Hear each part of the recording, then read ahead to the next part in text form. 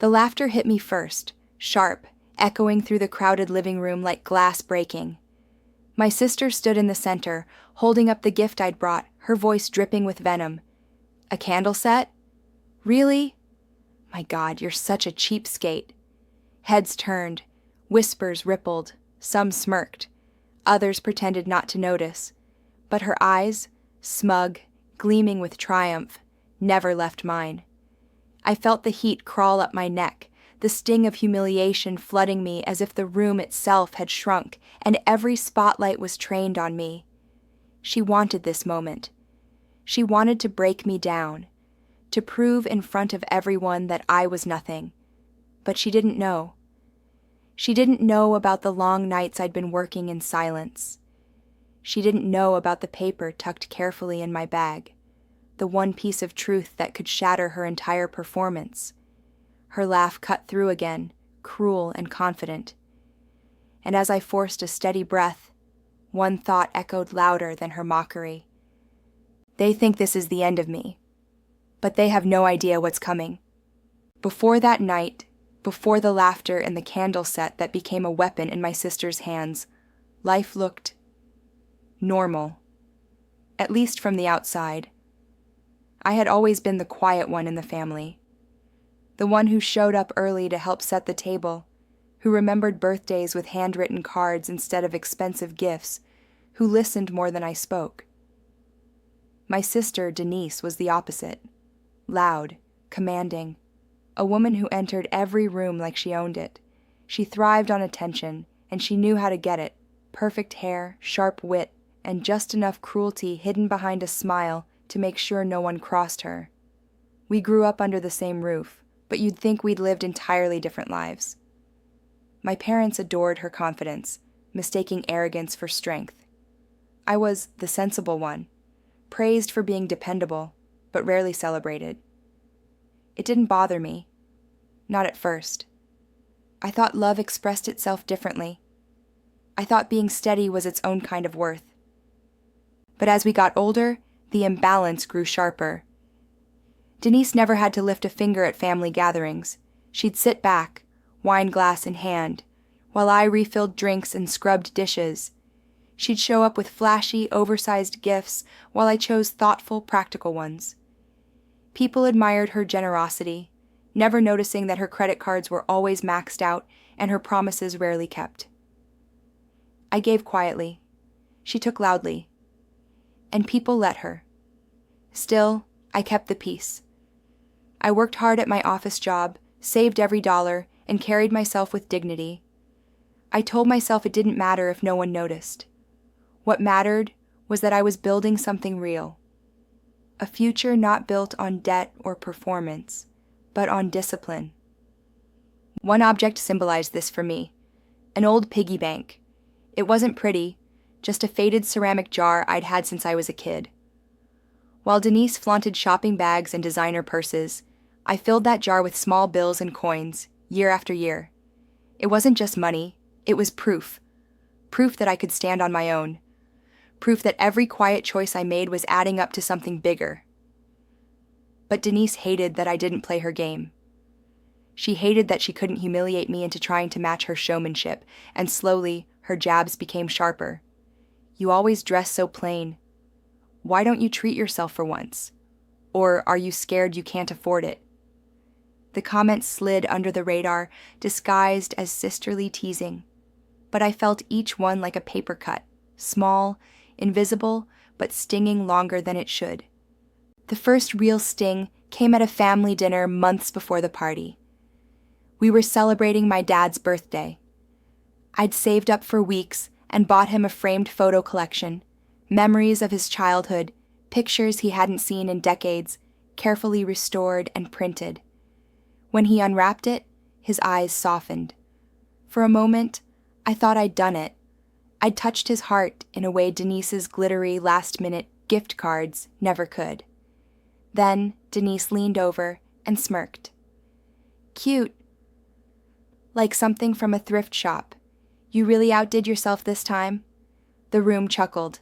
Dad laughed too, though awkwardly, trying to lighten the moment. But the damage was done. I went home that night with the photo album pressed against my chest, my heart aching. It wasn't about money.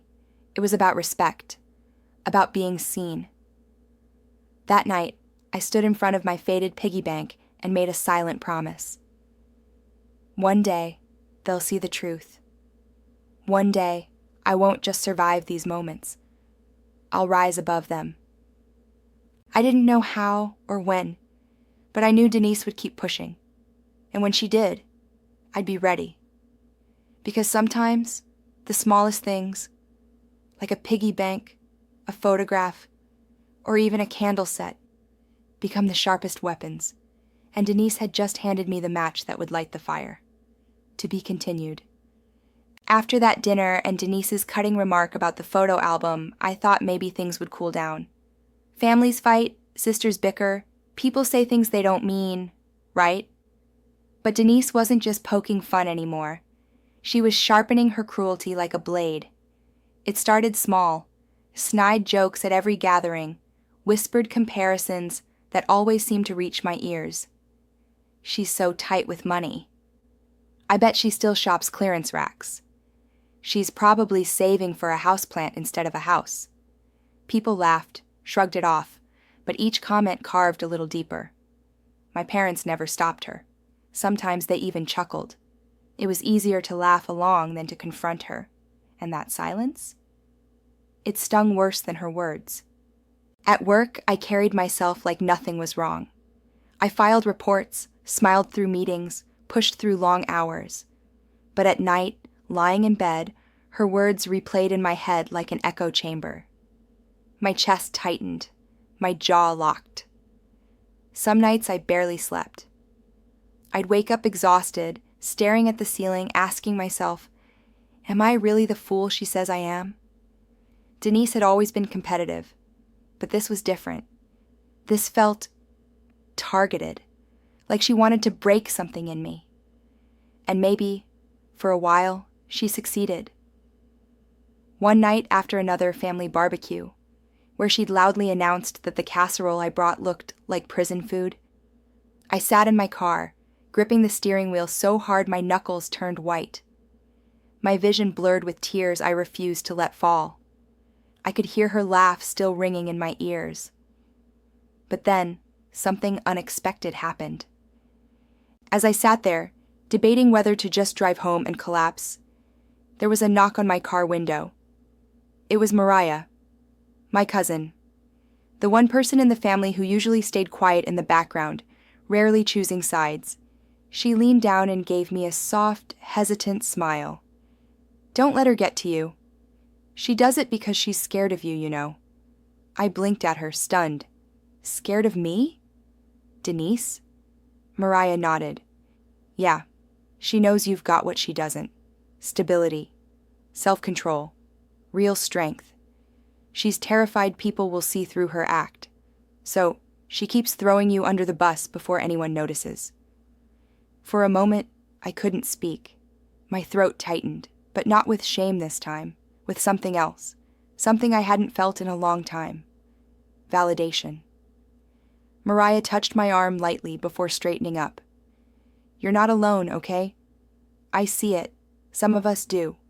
And with that, she walked away, leaving me sitting in my car, heart pounding for a new reason. That was the first time in months that I felt like maybe, just maybe, I wasn't completely invisible. But as comforting as Mariah's words were, they also carried a weight. Because if Denise really was scared of me, then she wasn't going to stop. She was going to push harder, louder, more viciously. And I had to be ready. By the time the next family gathering came, the one where she mocked my candle set in front of everyone, I already knew. This wasn't just about gifts or jokes or even sibling rivalry. This was a war. And Denise had just declared it in public. To be continued. After the candle set incident, the air in the family shifted. Some relatives laughed along with Denise. Others looked away, pretending they hadn't heard. And a few, even ones I thought might defend me, joined in with their own little digs. It was a strange thing to witness, how quickly one person's cruelty could ripple through a room and infect everyone else. Like Denise's mockery had given them permission to aim at me too. I became the family's safe target. The jokes turned into stories. Suddenly, I was the one who never spends a dime, the one who always takes leftovers, the one who would rather count pennies than live a little. I'd hear them whispered behind my back at barbecues, or worse, said loudly enough that I knew they wanted me to hear. But Denise wasn't satisfied with just embarrassing me. No, humiliation was only the beginning. One Sunday afternoon, I came home from work to find my mother sitting on my porch. Her face was tight, her lips pressed into a line. I knew before she even spoke that Denise had gotten to her. "She's worried about you," Mom began, avoiding my eyes. "She says you're struggling financially. That maybe you're ashamed to admit it." My stomach sank. Struggling? "Mom, I'm fine." But she didn't hear me. She pressed on, her voice growing sharper, repeating Denise's narrative as if it were her own. "Maybe you should let her help you. She offered to loan you money, to make sure you're not falling behind." It was brilliant in its twisted way. Denise wasn't just painting me as cheap. She was painting me as poor, as incapable, and she was doing it under the guise of concern. By the time I confronted Denise, she was ready. She stood in her living room, glass of wine in hand, smirking like a queen on her throne. "I was just trying to help you," she said sweetly, her voice dripping with false innocence. "You don't have to be so defensive. Everyone knows you don't have much." Her words cut deep, not because they were true, they weren't, but because she wanted the world to believe them. And it worked. The whispers spread beyond family gatherings. A neighbor made a joke about me skipping meals to save money. A coworker asked if I needed help with rent. For the first time, I felt cornered. Everywhere I turned, Denise's version of me followed. A version that was weak, pathetic, less than. I spent nights staring at the ceiling, my mind racing. How do you fight someone who twists the truth into chains that bind you tighter the more you struggle? For a while, I thought maybe I couldn't. But then, late one night, I opened the drawer where I kept my important documents. My pay stubs, my savings account statements, the deed to my small but steady condo. I flipped through each page, the proof of every quiet sacrifice I'd made. And that's when it hit me. Denise could spread rumors all she wanted, but I had something she didn't. Proof. While she drowned in credit card debt and lived paycheck to paycheck, I had built something real. My piggy bank had become savings. My savings had become ownership. And tucked in that folder was the one piece of paper that changed everything, the deed to my condo. Fully paid, no mortgage, no debt. I held it in my hands, the weight of it heavier than gold. For the first time, I smiled. Denise thought she had me trapped, that I had no way to fight back without lowering myself to her level. But she was wrong. I didn't need to shout. I didn't need to smear her name. All I had to do was wait for the right moment. And when that moment came, I dropped the truth like a bomb. To be continued. Denise must have sensed it, the shift in my eyes, the calm steadiness I carried after finding that deed in my drawer. She didn't know what I had, but she knew I wasn't breaking the way she wanted, and that terrified her. So, she pushed harder. The next family dinner was less about food and more about theater. Denise arrived late, as always, but this time she didn't come alone. She'd brought 2 of her closest friends, outsiders who had no history with us but plenty of curiosity. She made sure they sat close, sipping wine, leaning in every time she spoke. "You wouldn't believe how cheap my sister is," Denise said, her laugh sharp enough to cut. "She probably haggled the price of those candles down to $1. Honestly, I don't know how she gets by." Her friends chuckled, eating it up, and suddenly it wasn't just family laughing. It was strangers too. The walls of my world, once private, were being pried open for her amusement. Rumors spread like wildfire. One cousin told me she'd heard I was months behind on bills. A neighbor hinted that Denise had said I was on the verge of losing my place. Everywhere I turned, the whispers grew louder. But instead of crumbling, I began to prepare. I started documenting. Every cruel comment, every rumor, every time someone repeated her lies to me. I wrote it all down, neatly organized in a journal I tucked away with my other proofs. I also leaned on Mariah, who became my quiet ally. She checked in on me after gatherings, shared things she overheard, reminded me I wasn't alone. Her voice became a thread of sanity in the chaos. Meanwhile, Denise doubled down. She staged little moments like when she accidentally pulled out a wad of credit cards and bragged about her fabulous life. She claimed she was helping me in secret, that she had been covering my debts out of the kindness of her heart. The audacity of it burned. I could see the cracks forming, though. Beneath her laughter, there was a tightness around her mouth, a sharpness in her eyes. She was desperate, and desperate people make mistakes. At one gathering, she raised her glass and made a toast. To family, and to helping those less fortunate among us. Her eyes flicked to me as the room erupted in laughter. But then her friend, one of the very people she'd invited to laugh at me, spoke up. Wait, didn't you borrow money from me last month? Twice.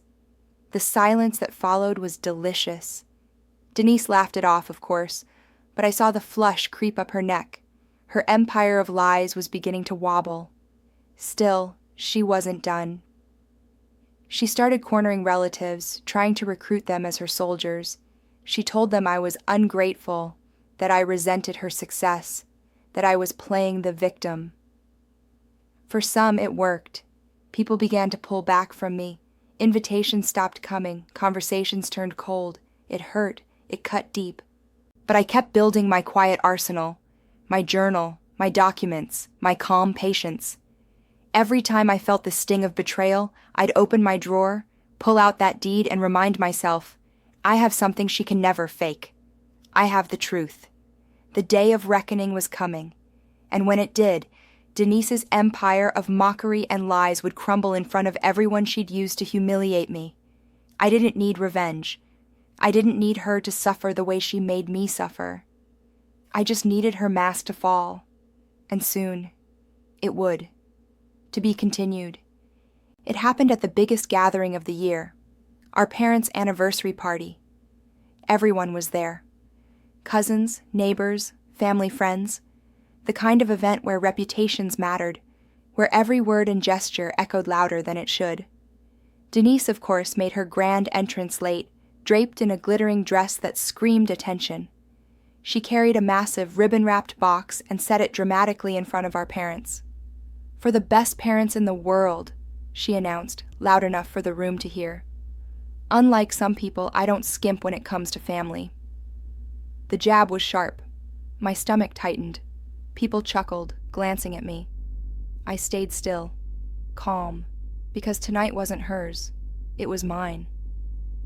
When it came time for me to give my gift, I walked up slowly, holding a simple envelope. Whispers rippled instantly. No flashy bows, no dramatic flair, just paper. Denise smirked, ready to pounce. What is it this time? Coupons? Laughter broke out again. I smiled softly and handed the envelope to my parents. It's something that matters. Something real. Dad opened it, brows furrowing as he pulled out the folded sheet. Silence fell as his eyes scanned the page, then widened. It's a deed, he whispered. Gasps swept the room. Denise's smile faltered. What? Dad's voice grew louder, steadier. You bought this house?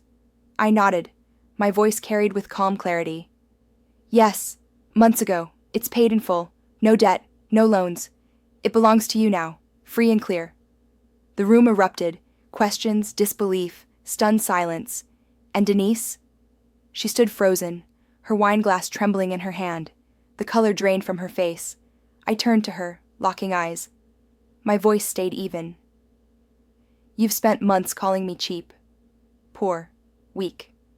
But the truth is, while you were chasing appearances, I was building something real. And tonight everyone sees it. She tried to laugh, but the sound cracked. You can't just, this doesn't prove anything. I took a step closer, lowering my voice so the room leaned in to hear.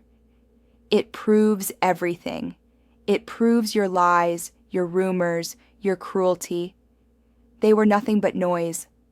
I didn't need to fight back with words. I let the truth speak for itself. The silence was deafening. Mom's eyes brimmed with tears as she clutched the deed. Dad's hand shook as he folded it carefully back into the envelope. Around us, relatives stared, some ashamed, some impressed, some finally seeing what had always been there. Denise's mask cracked fully then, her face twisted, her hands trembling, her voice rising in desperation. She's not better than me. She just got lucky. She's always been pathetic. Her words choked off mid-sentence. Nobody was laughing now. Not one person. For the first time, Denise stood alone. I drew a steady breath, letting the moment settle before I spoke one final line. I don't want apologies. I don't want excuses. I want change.